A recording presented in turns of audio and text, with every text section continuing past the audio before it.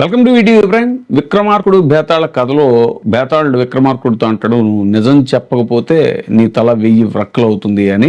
కానీ ఆంధ్రప్రదేశ్లో మాత్రం నిజం చెప్పితే వాళ్ళ ఉద్యోగాలు ఊడిపోతాయి అన్నట్టుగా ఉంది పరిస్థితి.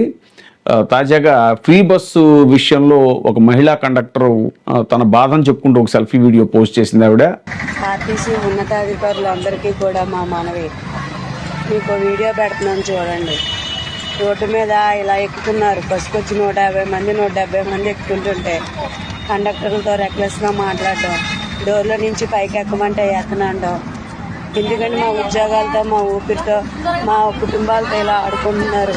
అధికారులు ఎవరికి కూడా మేము చేసే సేవల పట్ల మీకు జాలి దయ లేదా? రోడ్డు మీద పాకివాడి కన్నా హీనంగా తయారైంది మా ఉద్యోగాలు. మా ఊపిరి ఆర్టీసీ బస్సులోనే పోయేలాగుంది.